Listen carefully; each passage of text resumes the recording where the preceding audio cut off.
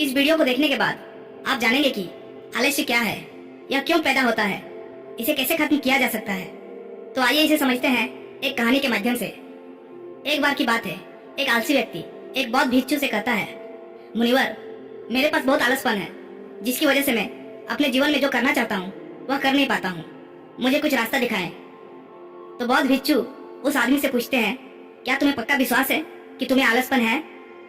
वह व्यक्ति कहता है, जी मुनिवर, केवल मैं ही नहीं, मेरे पूरे गांव के लोग कहते हैं कि मैं आलसी हूँ। वे बौद्ध भिक्षु उस व्यक्ति से कहते हैं, परंतु क्या तुम्हारे पास इस बात का कोई प्रमाण है कि तुम वाकई आलसी हो? वह व्यक्ति कहता है, जी मुनिवर। तो बौद्ध भिक्षु कहते हैं, क्या प्रमाण है? मुनिवर, मैं जानता तो हूँ कि व्यायाम करना मेरे स्वास्थ्य के लिए अच्छा तो है, लेकिन मैं चाह कर भी नहीं कर पाता हूँ, क्योंकि मेरा आलस मुझे सुबह जल्दी उठने ही नहीं देता। वे बौद्ध भिक्षु कहते हैं, अच्छा तुम ऐसी आलस से परेशान हो? व्यक्ति कहता है, जी मुनिवर। बौद्ध भिक्षु कहते हैं, परंतु क्या तुम जानते हो कि आलस होता क्या है? वह व्यक्ति कहता है, मैं ये तो नहीं जानता कि आलस का अर्थ क्या है, परंतु ये जो भी है बहुत बुरा है।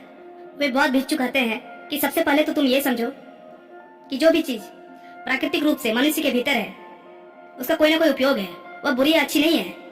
आलस्य एक भाव है, एक विचार है, जिसे जाने अनजाने में हम खुद ही पैदा करते हैं। वह व्यक्ति पूछता है, परंतु वे कैसे मुनिवर? वे बौद्ध भिक्षु कहते हैं, आलस्य पैदा होने के दो कारण हैं, पहला शारीरिक और दूसरा मानसिक। जब हम शरीर को कोई ऐसे भोजन देते हैं जिसमें खुद के भीतर कोई जीवंतता नहीं है, तब हमारे शरीर के भीतर आलस्य पैदा होता है, क्योंकि यह शरीर ऊर्जा से चलता है और जिस तरह का ऊर्जा हम उसे देते हैं यह उसी तरह का बर्ताव करता है। शरीर के भीतर हमारे अंदर आलस्य का दूसरा कारण है गलत तरह से बैठना, गलत तरह से सोना और गलत तरह से चलना। हम इस बात पर कभी ध्यान नहीं देते कि हमारे बैठने, लेटने और सोने की स्थिति सही भी है या नहीं। अगर तुम तथागत बुद्ध को देखोगे तब तुम पाओगे कि जब वो बैठते हैं तो उनके रीढ़ की हड्डी बिल्कुल सीधी होती है।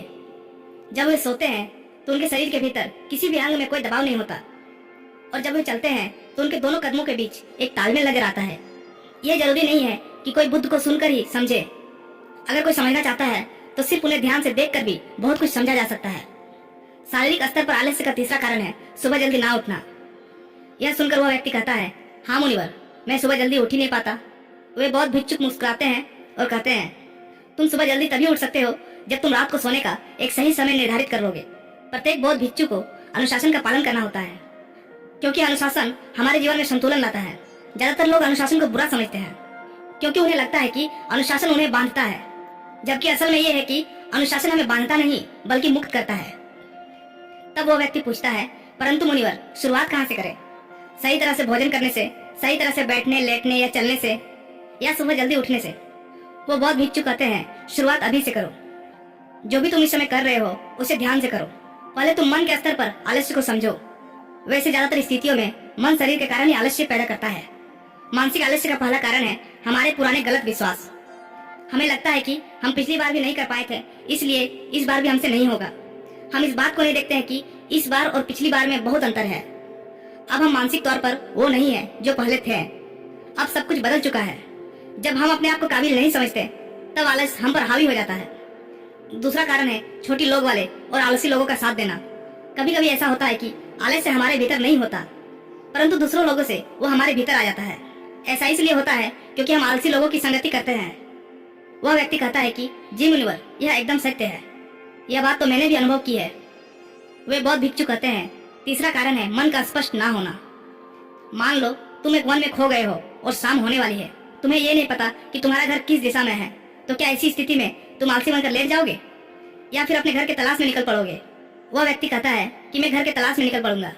तब वो बौद्ध भिक्षु कहता है कि अगर खूब प्रयास करने के बाद भी तुम्हें तुम्हारे घर का रास्ता नहीं मिला तब तुम क्या करोगे? वह व्यक्ति कहता है, मैं फिर भी तलाश में लगा रहूंगा, क्योंकि मेरे पास उसके अलावा और कोई विकल्प ही नहीं होगा। वो बौद्ध भिक्षु कहते हैं, मनुष्य को आलस तभी पकड़ता है जब उसके पास कई विकल्प होते हैं। अगर किसी के पास सिर्फ एक ही विकल्प है तो उसका मन पूरी तरह से स्पष्ट होगा। अगर तुम अभी व्यायाम नहीं कर पा रहे हो तो उसका कारण तुम्हारी नजर का स्पष्ट नहीं होना है। तुम अभी भविष्य में होने वाले रोगों को नहीं देख पा रहे हो। तुम अभी उन रोगों से होने वाली पीड़ा को महसूस नहीं कर पा रहे हो। वो बौद्ध भिक्षु आगे कहते हैं कि आलस्य का चौथा मानसिक कारण है किसी काम को करने की कोई वजह ना होना। मान लो तुम एक रास्ते से कहीं जा रहे हो और बहुत देर तक चलते चलते तुम कहीं थक जाते हो। अब तुम्हारा और चलने का मन नहीं कर रहा है, तुम्हें आलस्य आ रहा है। तभी तुम वहाँ देखते हो कि एक शेर तुम्हारे पीछे चला आ रहा है, तो क्या ऐसी परिस्थिति में भी तुम अपने आलस्य को लेकर वहां रुके रहोगे? नहीं ना। तो इस बात को समझो, आलस्य तुम्हें उसी काम को करने से रोकता है जिसे करने की कोई बड़ी वजह ना हो। वह व्यक्ति कहता है, धन्यवाद मुनिवर, अब मुझे आलस्य का सारा खेल समझ में आ गया। वो बहुत भिक्षु कहते हैं, मेरी एक बात हमेशा याद रखना, जहाँ अस्पष्टता है या कुछ करने की बड़ी वजह है, वहाँ आलस्य हो ही नहीं सकता। दोस्तों, अगर इस वीडियो से आपको कुछ सीखने को मिला तो इसी तरह मोटिवेशनल वीडियोस पाने के लिए चैनल को जरूर से जरूर सब्सक्राइब कीजिएगा। फिर मिलता हूँ कोई नेक्स्ट वीडियो में, तब तक के लिए धन्यवाद।